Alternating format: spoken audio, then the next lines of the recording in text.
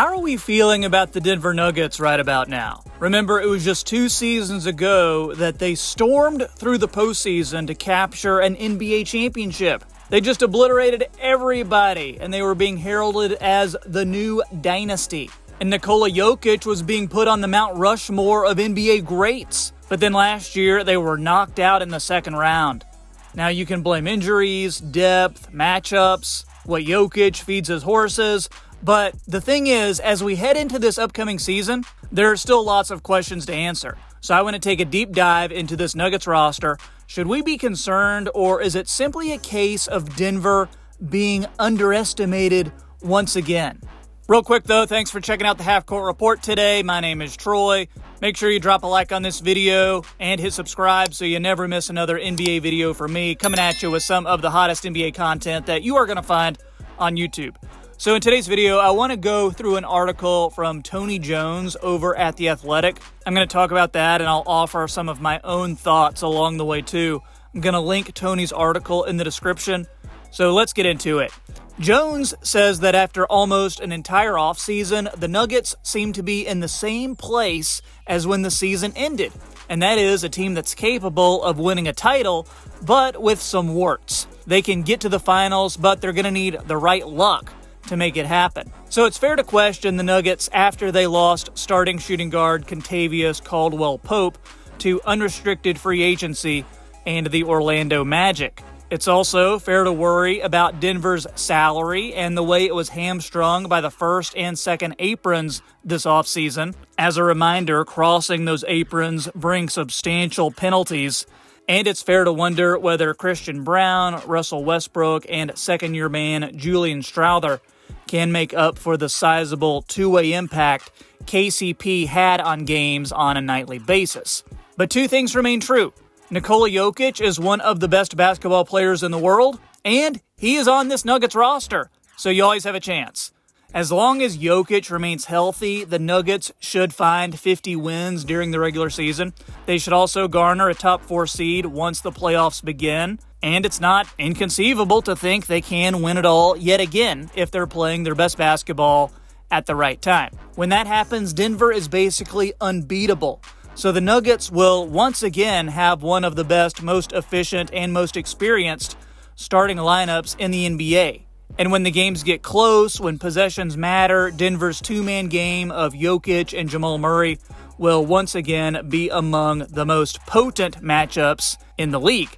The Nuggets are an elite offensive team because Jokic and Murray are fantastic whenever they're healthy. They share the basketball and the collective skill that complements one another.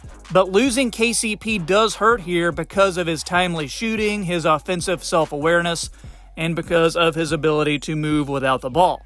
But the Nuggets front office is convinced the three-headed monster of Braun, Westbrook, and Strawther can get it done. We'll have to see.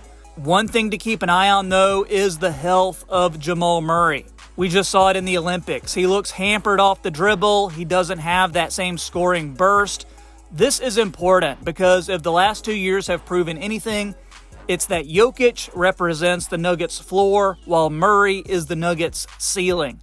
When Murray was at his peak in 2023, he was pretty unguardable in that playoff run. Denver, they were able to get that championship. And when Murray struggled with a strained calf last postseason, the Nuggets went home in the second round. And remember, Murray does have a pretty scary injury history. So he's going to have to play at an all-star level or something close to it if the Nuggets want to have a chance. When he does, he's the ultimate number 2 behind Jokic. Because as great as he is, Jokic can't do it by himself. Aaron Gordon and Michael Porter Jr. are elite role players, but role players nonetheless. Despite having never made an all-star game, Murray has to rise to that star level. And that's just part of a bigger issue, Denver's overall depth. We saw it ever since they lost Bruce Brown. The Nuggets were hoping that Deron Holmes, their first-round pick this year, would be that versatile big man who could really help off the bench, but he tore his Achilles in the Summer League. In his first game, it was a huge gut punch, and it leaves that gaping hole in the front court. So it's still an issue. The Nuggets went ahead and signed Dario Saric, who can dribble, pass, and shoot, but he fell out of Golden State's rotation last year, so he has to prove that he's still capable of contributing at a high level.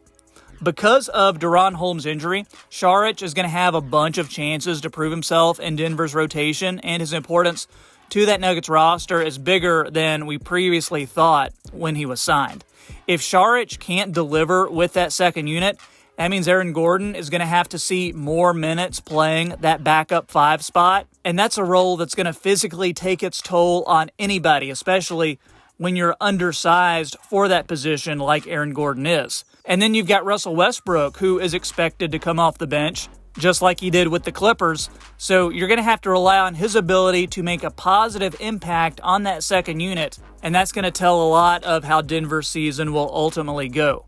The depth of the Western Conference as a whole will once again be pretty staggering. Denver, if they're healthy, should be at or near the top of the standings, along with the Dallas Mavericks, Minnesota Timberwolves, Oklahoma City Thunder, and Memphis Grizzlies in some order.